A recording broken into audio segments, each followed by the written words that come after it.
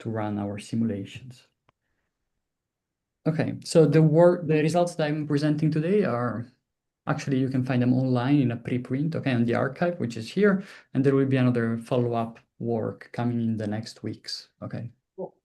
So let me just, I guess everyone knows Liang, or at least his face. Let me show you also the face of PA, okay? He's a younger student in our group, so credits also to him for this collaboration. And okay, I'll now start. I would like to divide this talk in two parts. So of course I want to get to the meat of the new results about the electronic quasicrystal, but I would also like to give a broader introduce with some context our neural network VMC method, because I know that your community is interested in this, and possibly I'm interested in opening up a discussion, discussing this together. So please feel free to interrupt at any point with questions or anything. Okay. So, okay. I want to tell you about neural network VMC, or my perspective on it. Of course, the neural network part of it is very modern, very contemporary, but the variational part of this approach is very well known to everyone, right? And it's really rooted, the roots go down to the variational principle, which is a widely understood as telling us that you have a quantum system, you have a quantum state of this quantum system, and its energy will be necessarily lower bounded by the ground state energy of the system. Okay, and this simple principle actually provides a very strong guideline for developing, for approaching different problems in quantum physics. The general idea is that you should come up with some clever ansatz which is inspired by intuition or inspired by something, and which contains variational parameters, and then the job of optimizing these variational parameters is made possible because if you're looking for the ground state, then you know that you simply have to minimize the energy, okay, the variational energy. So this is really a strong guiding principle for designing both analytical and numerical approaches. And I would like to start from of course, a very widely known example of human intelligence, to be contrasted with the AI part that comes later. And it's about the variational solution to the BCS problem from Bardeen-Cooper-Schrieffer. So you have the BCS theory of superconductivity. The Hamiltonian is electron gas with attractive contact interactions, and you cannot solve it directly, you cannot solve it exactly. So really the idea of Bardeen, Cooper, and Schrieffer was to come up with to develop this intuition that your ground state should be a superposition of superposition of Holtz and particle states with some weights U, K, and VK, and that by computing the energy of the total state and minimizing upon these variational parameters, you could find the optimal values. Okay, that actually gave the theory the predictive power that we are all familiar with, despite this not being an exact solution.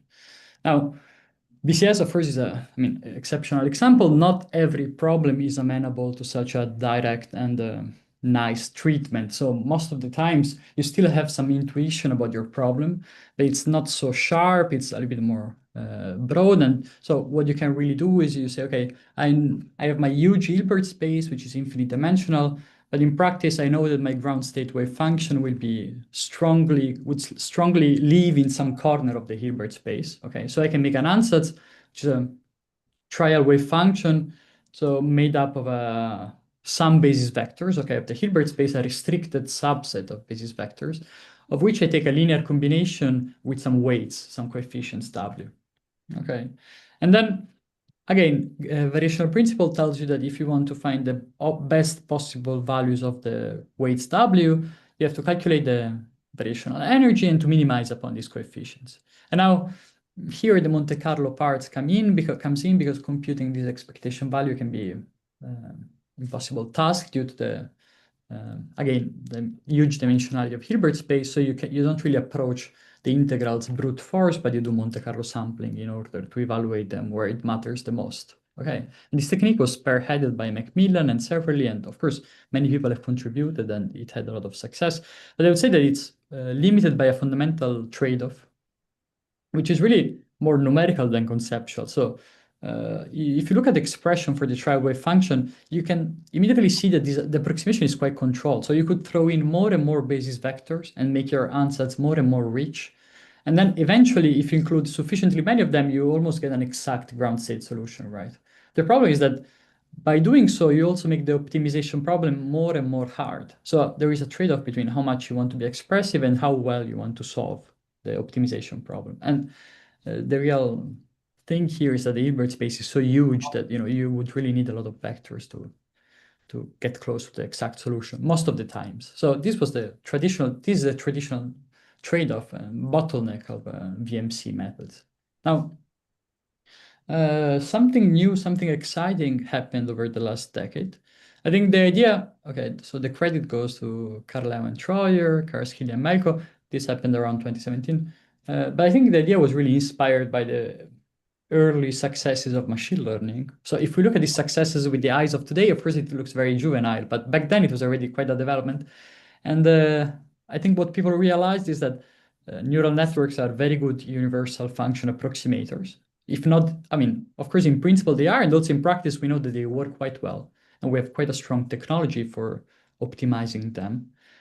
So the idea was, why don't we use them to replace our variational ansatz? So instead of dealing with a linear combination of basis vectors, we give up on the interpretability a little bit and use something which is more like a nonlinear combination of basis vectors, because that's what your neural network is. You replace your variational parameters by weights.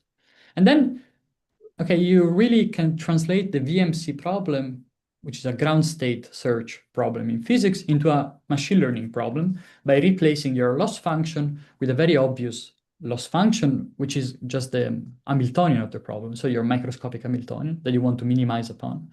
And your optimization also becomes sort of standard. You just use the back propagation typical of neural networks. So you take gradients and you use them to update the weights of the neural network. And the beautiful thing is that from a machine learning point of view, this problem is really well defined, because on the one hand, the loss function is quite obvious. It's the Hamiltonian. There is no ambiguity there.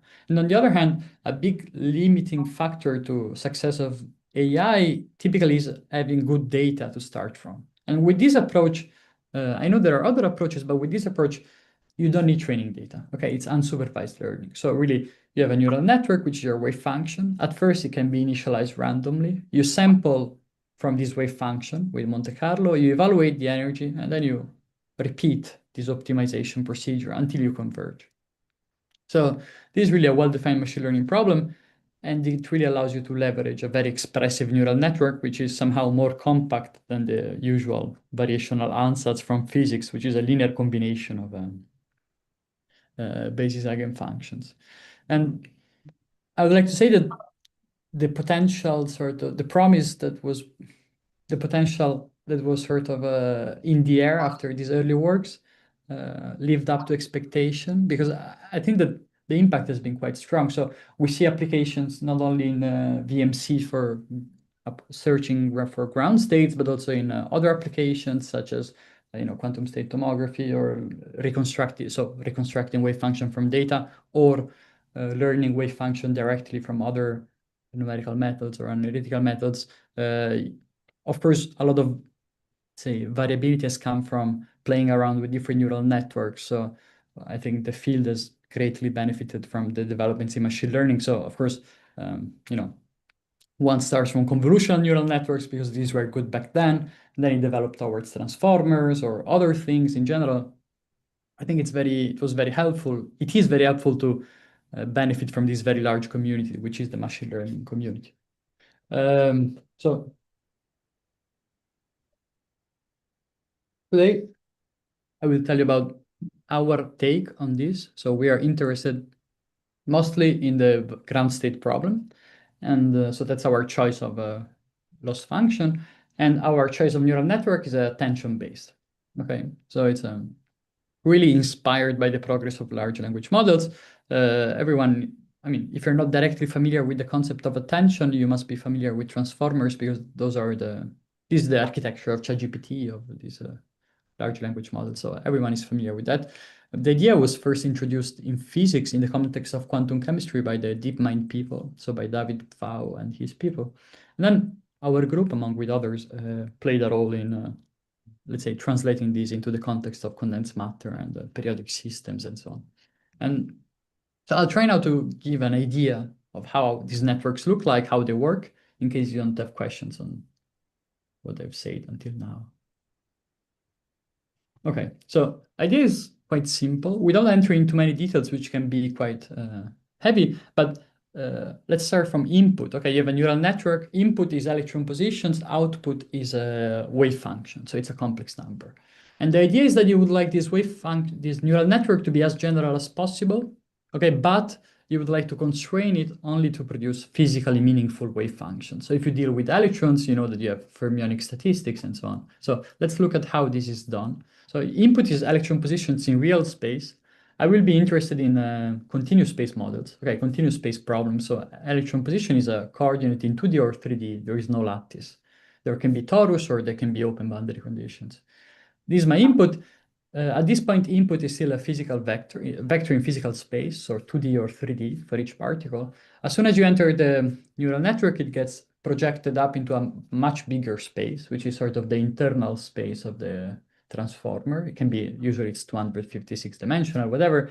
And this is the space where the network works. Okay, so it's the same as when you start with words in a sentence for large language models and you put them in some vector space, okay, where your neural network can do mathematical operations upon and sort of find correlations between words and let each word attend to each other word in the sentence and so on. Here it's the same. So electron positions get transformed into higher dimensional vectors, and each vector is one particle, and then you apply many times the self-attention mechanism, and each time the idea is that self-attention is really one vector, each electron looking at every other electron and determining how important they are for each other, and then putting together all these contributions in a certain way. Okay, and typically you combine these with also a perceptron, which is just an MLP. So it is about shaping. It's a single particle operation because it acts identically on every electron stream. And the idea is that you want to give some shape to the wave function at the single particle level, or generalized single particle level. Good. So after n iterations of this, or L in this case, you end up with a big vector of the same dimensionality you started from, so this 256 dimensional vector for each electron. And then each of these vectors you project into the space of physical orbitals. So you want to make physical orbitals out of it. And you need to make a Slater determinant, so you need n by n orbitals. Okay. And then finally, once you have these physical orbitals, you combine them into a sum of Slater determinants, which on the one hand guarantees that your wave function is antisymmetric. On the other, it guarantees more expressivity than just a single Slater det ansatz. What is crucial here is that in order for the Slater determinant to work, you need that your orbitals are not single particle orbitals. They're sort of generalized because each orbital depends in a special way on one particle position, and then it depends also on all the other background electrons, okay? And it needs to depend on them in a symmetric way. So you want that your neural network is permutation equivalent, one says. And this is precisely a property that transformers have by construction, which means that you can exchange the labels of the electrons, so the order of the inputs, and the final wave function will only change up to a sign in a fermionic way, okay? So it's really satisfies all these important criteria.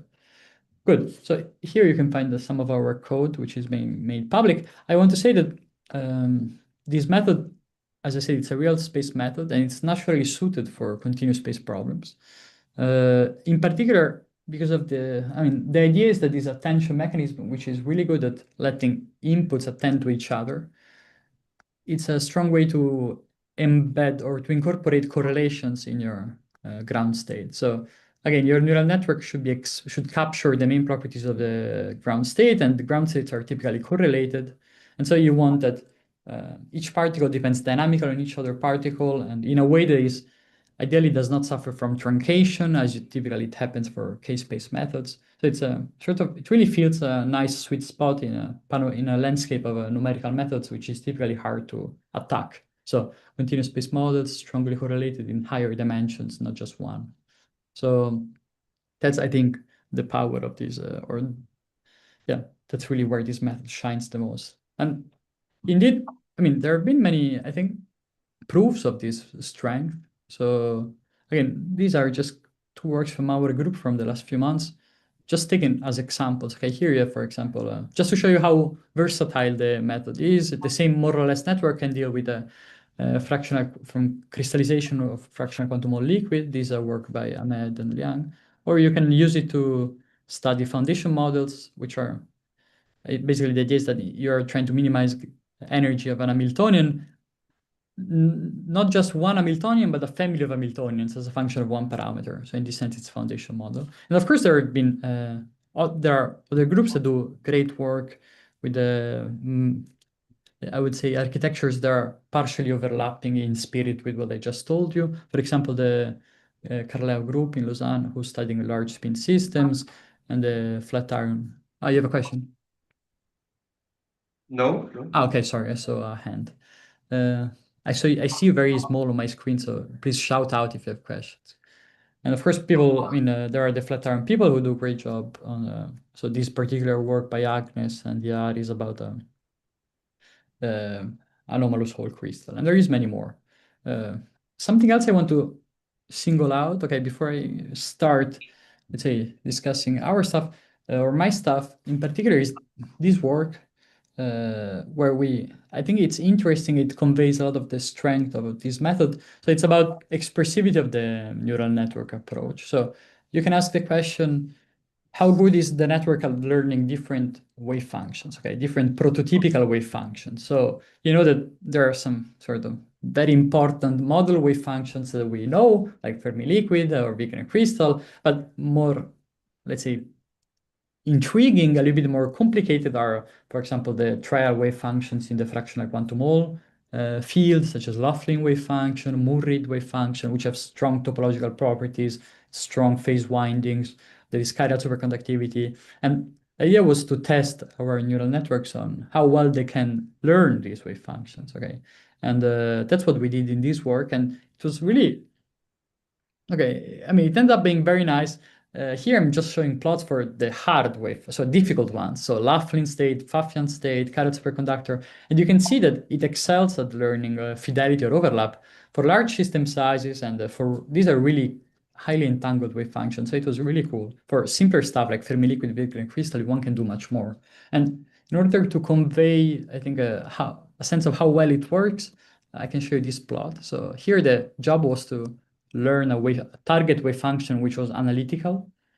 And here I'm plotting both the analytical, so the target wave function, this was a supervised learning, and the neural network wave function. And I plot both the amplitude and the phase of them as a function of one particle position while keeping the others fixed. Okay, so I have 18 particles, I keep 17 fixed, I move one. And you see both the amplitude and the phase. And I think the phase is really striking because, we're not, I mean, the network is not just learning the details of the wave function, but it's really learning not just the essential features of the wave function, like zeros, order of the zero, rough positions. It's really learning the details. So it's really impressive. And yeah, so that's something that Question. Yeah. So you're saying you're using like for a million parameters and still you have like 90 something percent like overlap with the I guess Laughlin or like Moore state. Is this like considered a very high overlap? Because I mean for right. So for Laughlin we get 99 or something even for 25. Yeah, at some point. Like it's like the blue curve on the right, like blue is some Moore-Reid, some Moore-Reid so Pfaffian state. Indeed. So I mean it always depends on what terms of comparison you have in mind. So these are, again, if we're looking at simple stuff like Wigner crystals, Fermi, I mean, simpler, okay, wave functions which are mostly real, for example, ground states that don't have time reversal symmetry breaking, so they are much simpler, then you can do much more than this. But this stuff is really, these wave functions are really delicate. You have all these vortices, these things, and I would say that if you compare to what ED can do, okay, so this learning expressivity, then in the same work, we actually use this as a starting point to find ground state, okay, for example, 1/3 filling plus lambda level mixing. And you could do 25 particles, which is unthinkable of to do with ED. ED that you do 10, 12 particles. So it's small compared to thermodynamic limit, but it's quite large compared to competitors, competitive methods. So I mean, I agree with you that one should ideally be able to do more, but it's for this special class of wave functions, which are time reversal symmetry broken that are highly entangled, it was quite already a success, I think, to do this. I see. And also, are you training against the parent Hamiltonian of more recent state? Or? Yeah, so in this case, you're learning, again, it was a test of expressivity. I just wanted to highlight expressivity here. I'm happy to discuss this work more in detail after the seminar. It was really training on the wave function. Okay, so it was test of how well the network can learn a given very complicated wave function. So your loss function is basically the overlap between your neural like wave function against more. Yeah, so that's a whole story. If you do that with overlap, it does not work because Hilbert space is huge, and you can think of wave functions as two vectors, and the overlap is so small that you don't have signal.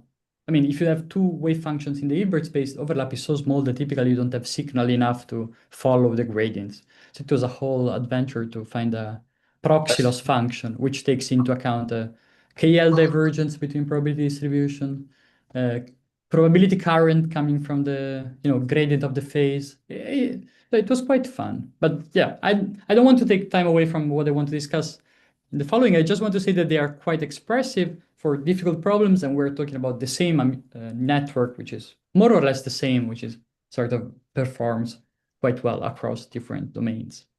And again, sorry. Is there any physics involved, informed in this ansatz?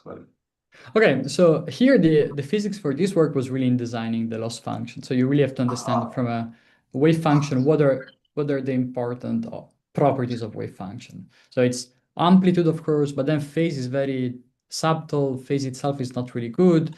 It's highly oscillatory, so you wanted to look at the probability current. In general, if you attack a problem and you want to know how to sort of set up your network. Of course, there needs to be some intuition and guidance behind this and experience. But in general, there is much less tailoring than in other methods where you have to start from a set of orbitals upon which you do backflow or upon which you multiply by some Jastrow. So you can be more open-minded in terms of can be less biasing in terms of what you expect. Because sometimes you don't want to bias your results, right? Because you're looking at the phase transition or you're looking at something you don't know much about. So yeah, it's good to be open. It's good that this allows you to be open-minded. Okay. Yeah, sure. Maybe you can continue. Sure. Okay, so good. Then I'll start talking about the system of interest for this work. So here we're looking at something which is quite, I would say, close to the heart of everyone in condensed matter. So it's homogeneous electron gas. Homogeneous electron gas, it's not just a textbook problem that you have to deal with, but sort of like another harmonic oscillator, but it's actually very important because it captures a lot of the low energy description of semiconductor quantum wells, okay, which is of course very relevant nowadays for a lot of experiments going on, both at Cornell and outside on TMTs or gallium arsenide, whatever, bigger, imaging of bigger crystals, all of this. At the same time, it's a platform for quantum Hall effect. So we were highly motivated also by recent experiments that are going on in Princeton, where they really look at high purity wide quantum wells, so a finite extension along out of plane, and they see I would say strong traces of non-abelian even denominator fractional quantum Hall states, okay, which are very cool for quantum computing purposes. And also, homogeneous electron gas is sort of the ultimate test bed for testing your sophisticated methods. So it's a conceptual basis for density functional theory. So DFT, if you want to formulate your local density approximation, you really assume that you locally have a homogeneous electron gas. In general, you benchmark your stuff on the homogeneous electron gas. So it's really more than just a textbook problem. That's what we're looking at here, what we wanted to look at.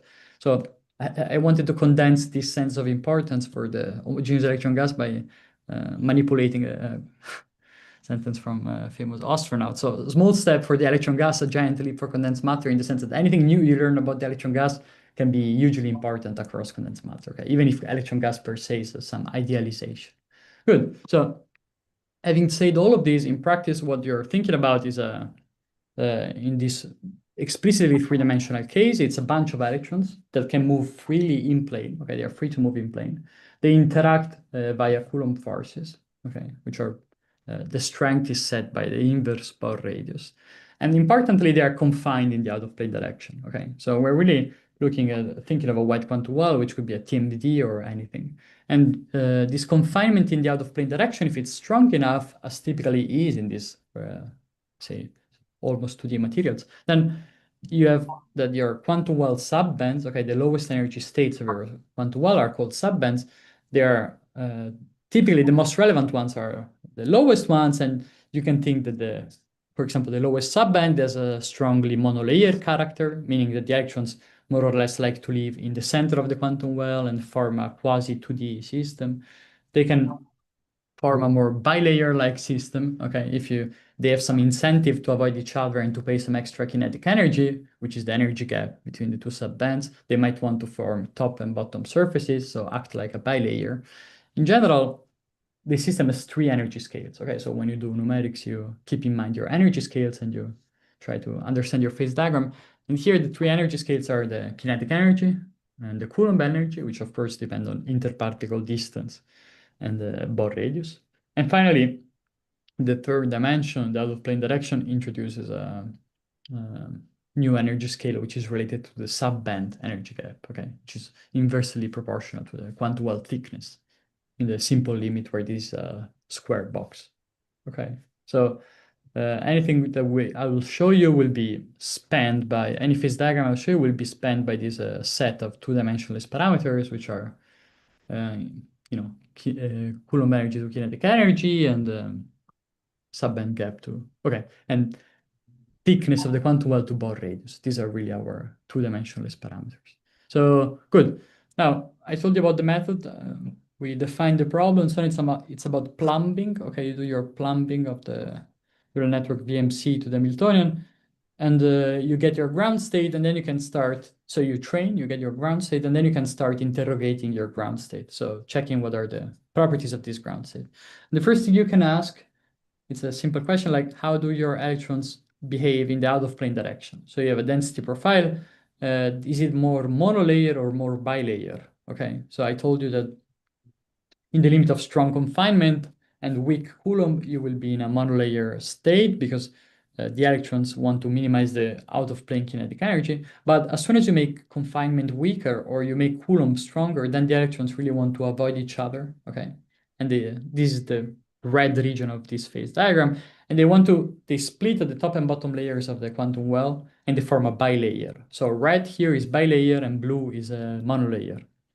Of course, a much more rich question is what do the electrons do in plane? Okay, so you can look at the electron distribution in plane, you can take structure factor, and you can ask how crystalline the electron gas is. So in the limit of high, let's look first at the almost 2D limit, so strong quantum well confinement, so small value of d over Bohr radius. Then stuff is more or less 2D, and you know what to expect. You have a Fermi liquid at high densities, so a metal, and you have a Wigner crystal at the smaller densities with some phase transition in between. Now, as you increase the quantum well thickness, the electrons get more delocalized. The Fermi liquid eventually transitions into a bilayer Fermi liquid, so it just splits in 2. Whereas the Wigner crystal gets softened and eventually disappears because the electrons, by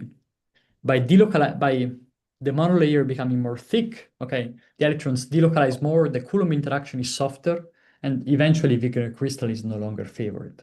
But what is important here is that, so the monolayer Wigner crystal disappears into a interstitial metal and then it reappears, but now this time in a bilayer fashion. So we have a lower density. Okay, so we have 2 layers. Each layer has half the original density. And that's why you have very easily, you can get a bilayer Wigner crystal. Okay, so it's just 2 crystalline layers. But what is kind of cool here is that this region of phase diagram should be interesting because you have access to the system has a new degree of freedom. So you have 2 crystalline layers. Question is, how do they interact with each other? And how does this change the geometry, the stacking order? So is there something there? Okay, because all of this happens at high densities, which is where quantum fluctuations are very strong. So in principle, there is room for something cool to happen here. And indeed, that's what I want to tell you about. So just as a warm-up, I want to show you what I mean by a Fermi liquid. Okay, so what kind of measurements we can do on our wave functions. So you have let's look at the ground state in this leftmost part of phase diagram. You can plot, of course, the out-of-plane density distribution. It's either monolayer or bilayer, but more meaningful, you can look at the one-body reduced density matrix, okay, which really gives you access to momentum space occupations. So you can see the Fermi surface, okay, and you see that in the monolayer case, you have a single Fermi surface. In the bilayer case, you have two Fermi surfaces, and this sort of reflects our intuition about this problem. Now, let's move on. Wigner crystal region, the monolayer. You have a monolayer Wigner crystal. People have seen this. We know what to expect. It's our usual triangular Wigner crystal, so everything nice. Once again, as I increase thickness, I soften Coulomb, and therefore the crystal eventually washes out. What is cool is what happens here in this bilayer region. Okay, in this bilayer, I told you have two crystalline layers. Question is, what do they do once they start interacting with one another? There are multiple answers to these questions depending on where you look at. So in the limit of strong interaction between the two layers, okay, so small quantum well thickness, then each layer is sort of, ideally, if they were independent, they would like to make two triangular lattices, but because they are frustrated by one another, they end up making two squares, okay? And these two squares, question is now how they stack. And the optimal stacking is just a classical one. It's simply you shift the two square unit cells such that the top and bottom electrons are as far away from each other as possible. So this is a classical state that minimizes Coulomb energy. You make the quantum well thickness larger, okay? Well, you get these two triangular layers. Now, how do they minimize the energy they want just to form some honeycomb stacking? Again, that's the same line of reasoning. You have two crystalline layers which are identical. They want to be aligned to each other, but just shifted such that the top and bottom electrons sit as far as possible from each other. And once again, this is a classical, this configuration can be understood from a classical point of view. Filippo, can I ask a question? Yeah, sure. So is it like a sharp thing? You change some parameter like quantum well thickness, it immediately goes from one configuration to the other, or is there some crossover regime between the two? Yeah. Okay. So this is where I think precisely this kind of questions is where the finite effects become very important. So you could, I mean, to resolve this in a precise way, I think one should do a serious job of really trying to scaling up as much as possible, because in any finite size system, your transition is either like some strange crossover, or you start having some statistics of the two phases more strongly pronounce one of the two, and they sort of cross over in this way. So this is really it's where the numerics alone is delicate. But I think as long as you support it with a theoretical understanding of what's going on, then you can still make sense out of it. So that's what I will try to do in a second part, in a sort of discussing these results more in detail. But for now, I'm just showing you different regions of parameter space and different configurations, okay? I'm just showing some examples. Of course, these are repeat, let's say, if I went even further, higher thicknesses, I would again get the same. So sort of how they fill the phase diagram makes perfect sense. However, sometimes you find unexpected things. And this is what happened to us when we started looking at higher densities. So you make the quantum fluctuation stronger. Still, each layer wants to be a crystal, right? But now, how the two layers arrange is totally unexpected. They want to be both in a triangular order, but they prefer to sit on top of each other, rotated by 30 degrees. Okay, and 30 degrees.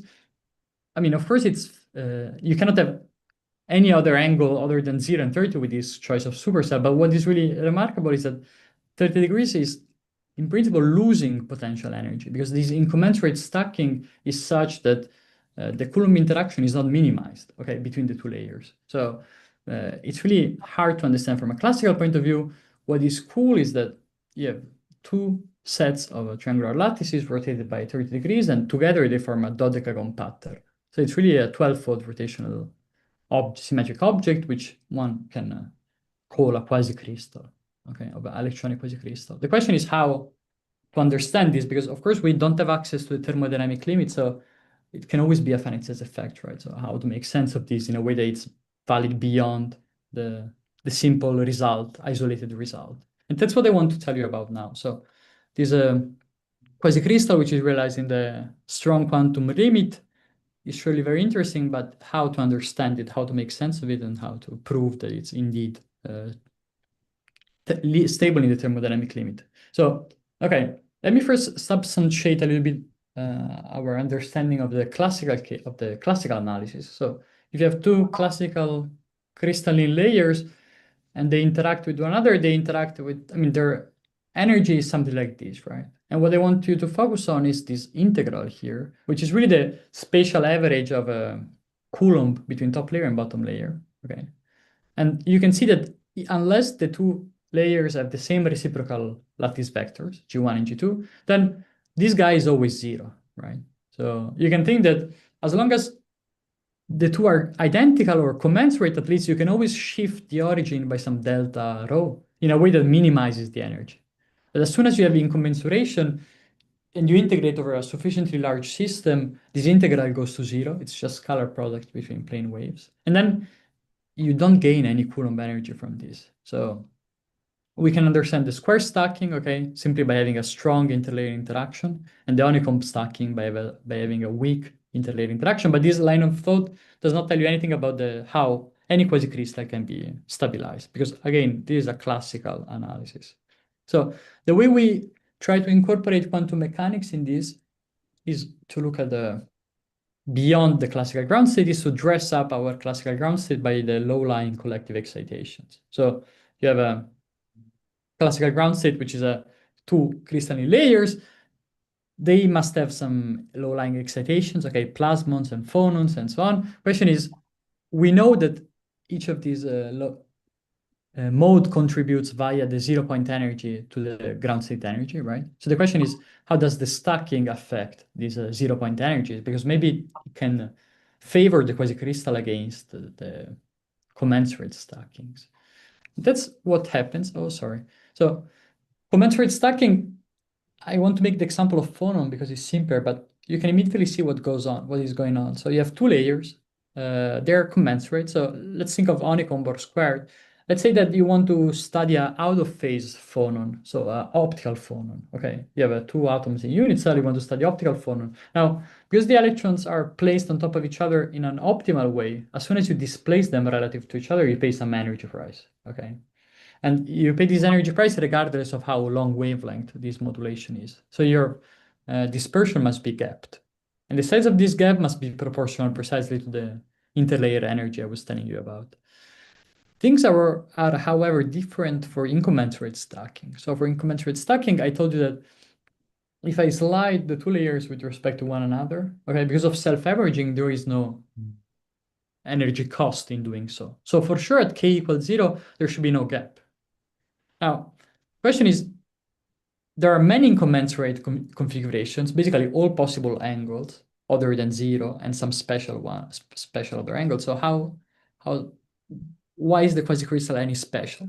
And the idea is that I told you that there is a self-averaging of the Coulomb in the incommensurate structures, but this becomes evident to the electrons only when they can travel over a length scale that is larger of this self-averaging length, right? So you're self-averaging over a distance that is proportional to 1 over G1 minus G2.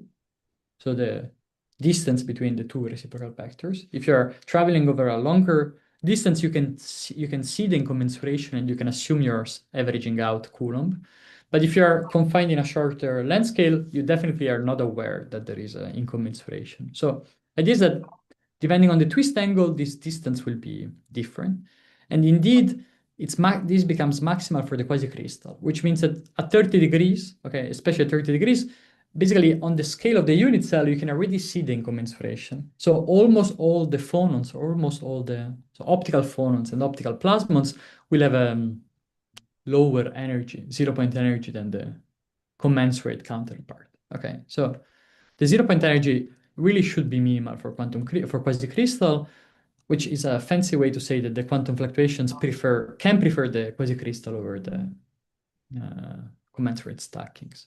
Now, there is more to be done. So one should take this seriously and do band structure calculations and really calculate the 0-point energies and show that, as you increase quantum fluctuations by going to higher densities, this 0-point energy contribution eventually takes over on the classical energy difference between commensurate and stacking and quasicrystal, favoring the latter. And indeed, that's what we are found, and that's what we're trying to put together in this upcoming preprint, where we really study the 0-point energies for in a rigorous way, okay, and see that indeed for, let's say, considering a reasonable material such as gallium arsenide in the whole doped sector, one should be able to see this, explore this region where the quasicrystal is favored at reasonable densities. So this should be very exciting to see. Now, this all that I wanted to tell you today.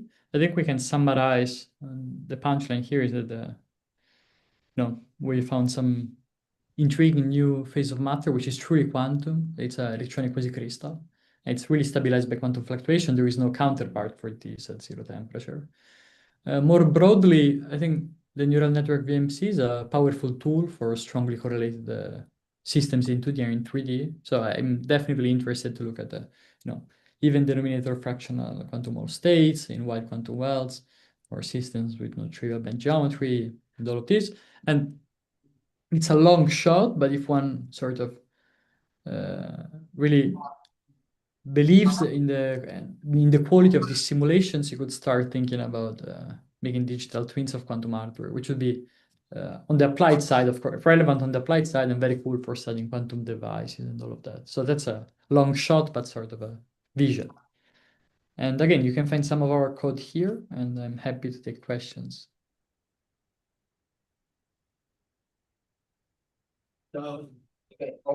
Yeah, so thanks for this great talk. I have two questions. One, is it obvious why 1 minus G1, sorry, 1 over G1 minus G2 is, optimized for a quasicrystal? Is there some intuitive way to see that? Yeah, so, okay. The question is basically this distance, okay, in a momentum space, how large can it get? And the largest distance is necessarily for 30 degrees, because as soon as you're at 31, you start going back, right? So you have two objects which are C6 symmetric. So you can rotate by 60 degrees and everything is the same. So the most misaligned that they can be is 30 degrees. So yeah, for 30 degrees, you really see this incommensuration in a short length scale of the order of the unit cell. But is this a general statement, or is it a statement about triangular lattices, which are here? In general, you would have, if you have two squares which have C4, then you would have 45 degrees as special angle. Yeah. And you can understand this 1 over G1 minus G2 in the small angle limit is 1 over sine theta. Actually is 1 over sine theta, which is the Moiré length scale. So you can think of this as the Moiré length scale. The 30 degrees Moiré is the one with the shortest length scale. I see. Okay. Yeah, And it's the same. second question, in principle, you can push your simulation to like larger and larger thickness. Yeah. In which case you would have like a tri-layer and so on. Yeah. So like, Okay, do we so- expect there? Yeah, so for this particular work, so I can tell you under the hook what is a limiting factor for us. So why do I use, so the question one should ask is, why do I use a square supercell? Okay, this is a preliminary question. And the reason why is that if you use a triangular supercell, then you cannot see the two possible orientations, right? So each layer individually is pinned to be aligned with the square supercell, with the triangular supercell. So that's why we use a square supercell. Now, square supercell introduces finite size effects in plane, so some strain in plane, okay? So which is a constant term. It doesn't care about the thickness. So each layer is strained in a little bit in plane. Now, as I make the thickness very large, I showed you that the interlayer energy goes down exponentially. So at some point with this setup, I cannot go to arbitrarily large thicknesses, because at some point I'm dominated by something else, which is not the interlayer energy. So we are working on how to do what you're saying. But one should think of a way to not use a better way to do this. But in general, about whether you develop multiple layer or not, it's sort of subtle. So forget about quasicrystal, even just a metal. So if you have electrons in a quantum well and you want to make more layers, there is a tricky thing that in principle the potential is flat. So let's assume you have a top and bottom layer. And then the potential in between is flat, right? For a test charge. So it should be sort of unstable to build a third layer. And that's something I wanted to check, but I never found multiple layers, and I think that this is the reason. But yeah, it could be. It's about also how you implement neutralization. So for us, it was important that we neutralize the positive charge background on the top and bottom surfaces. So it's not a Gellium model in the sense of homogeneous charge distribution, because the experiment is not Gellium. So these gallium arsenide quantum wells are really, which motivated us, are really, they have a positive charge background on top and bottom. So the potential in between is really flat. If instead you assume a Gellium, which is really smeared, you have some sort of harmonic oscillator restoring force, then I think things can change. And maybe something like what you say can be realized. I see. Sorry, it was a long answer, but I wanted to. Thank you. Unless any further questions from outside or online of this? Okay, so there's no any further question. Let's thank the speaker again. Yeah, thank you guys. Thank you. And yeah, I'll leave my email here. Just feel free if you want to chat. Sure. And And this is an offer to the talk. thank you. Good to see you. Thank you. Likewise, Omri. Thank you for the questions.